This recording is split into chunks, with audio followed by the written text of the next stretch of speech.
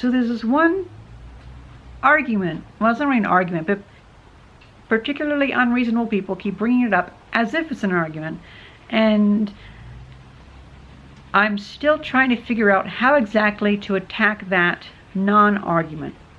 So every so often I'll get into a conversation where I'm arguing a point, and somebody else will say, well, you just don't, you're just disrespecting my reality, or you are disrespecting my truth. And there's this particular level of disdain and disgust and condescension with that phrase whenever they say it. And I honestly am starting to think that they might think that reality warps around them, around their wishes, around what they say. Because here's what normally evokes that response from people. Whenever I bring up that I find it offensive whenever cross-dressers or just non-transgender people assume the label of trans when they clearly are not. When they just like, well, some of them don't even do any effort at all. And like, trans is an actual thing. It is a thing. It has a meaning.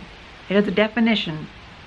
And saying that you're trans, just as like a, well, almost like a transgender would say, is about as offensive as saying that you're schizophrenic just to get attention, or just to have a label to make you sound interesting.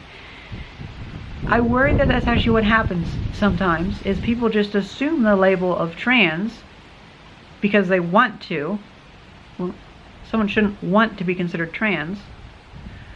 And they have no interest in transitioning. They have no gender dysphoria. They have no interest in being trans and transitioning. And usually the only response I can get is, well, you're just ignoring my reality, or ignoring my truth, or their reality. Sometimes it's people that are white knighting, and they're not really white knighting, they're representing a person which they do not have the right to represent. Like, usually it's just crazy feminists who like to argue on the behalf of transgender people, even though I'm trans, or someone who has transitioned, if we want to get into that whole like debate. But I don't know, I think that people, they are ignoring reality, and they're hoping that things warp around themselves. And that's just not how the world works.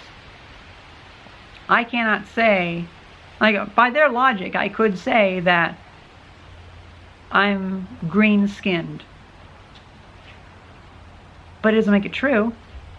And by their logic, I could technically say, like, to anybody who disagrees, that, oh, you're just disrespecting my reality. But that doesn't make it true.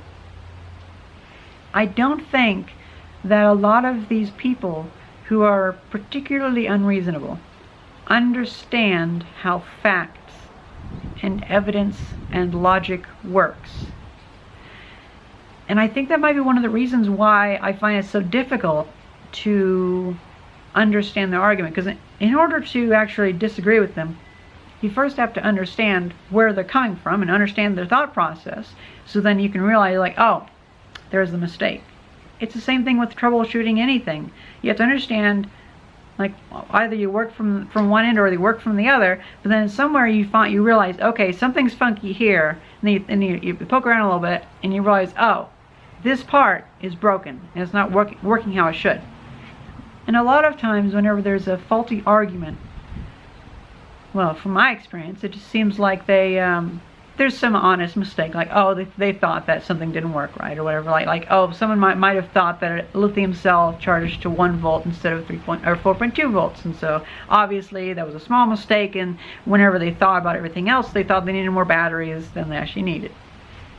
Like stuff like that, it's really obvious. You kind of just ask a couple questions, and then the issue reveals itself very easily. But with something like this, it seems to be a problem that is very deeply embedded in the actual way that these people reason. And so it makes it very difficult to dig that deep into their logic or illogic, to understand where they go wrong. And I think one of the problems is that they actually have several problems. They have several issues that it's almost like cancer. Several things have to happen at once, and then that creates this ideology that just kind of works if you believe, if you have all those if you believe in all those bad ideas. And I believe one of those happens to be that just people think that the world revolves around them, and they do not want to acknowledge the real truth. Now granted, we might not never know the real truth, but we can definitely know a lot better than they, because, well, I'm still thinking this through. I think because we have a better example of evidence, and our understandings are more based in logic. I think that's a good way to determine if something's a better idea, and not based in feelings. In fact, I don't know if feelings should really factor into truth very much at all. You know, that's actually an interesting idea. Maybe feelings are a big part of this. I'm still kind of thinking about this. I just kind of turn on the camera and see what would happen. And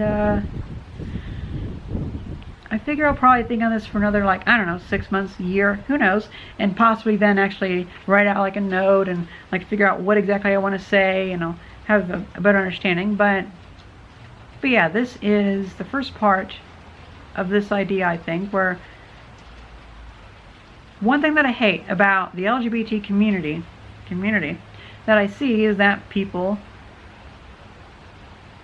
have fallen prey to relativism, if I'm saying that right. I think that's the right term, relativism.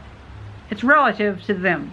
They think the world revolves around them. Like they literally think that a lot of the aspects and the truth of the world centers upon what they feel.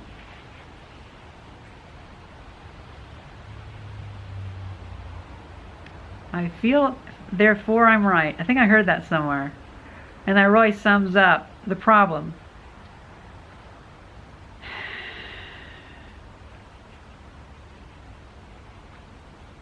That's pretty much it. Now I'm trying to figure out how exactly to best attack that non-argument.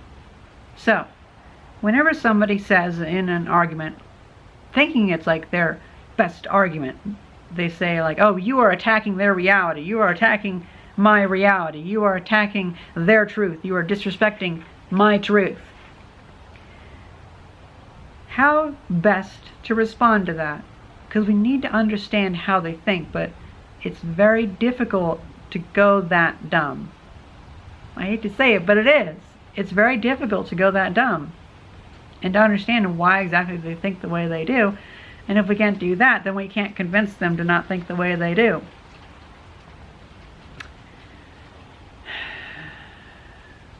Surely you guys have also run into this problem, because I can think of like maybe 6 or 7 different instances in the past couple months where someone has actually used that argument against me, and it's like, that's not how this works.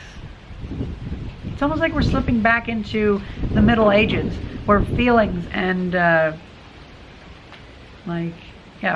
feelings and stuff trump actual facts and science, you know, because we kind of went away from that. That was the scientific revolution. That was, or whatever it was the Renaissance. And I worry that we're kind of sliding back into that, because it used to be that everything in the world was predicated on, if that's the right term, predicated on our feelings and our need to worship religion, and like, you know, like all that stuff dictated our lives. And the authority of that was kind of just put together by emotion, like worrying that you go to hell, or worrying that some great God was looking down onto you, and going to make things very bad for you. I don't know. I better stop rambling, because this is probably more than enough video to get some angry comments and some good comments. So let's leave it at that. I'm getting over being sick, so I happen to feel really good, because like past couple of days I was feeling kind of crap. Past week I've been feeling kind of crap, and today I'm kind of like, actually feeling kind of good. So nice. I hope you guys enjoyed this video, and thank you very much for watching. See ya!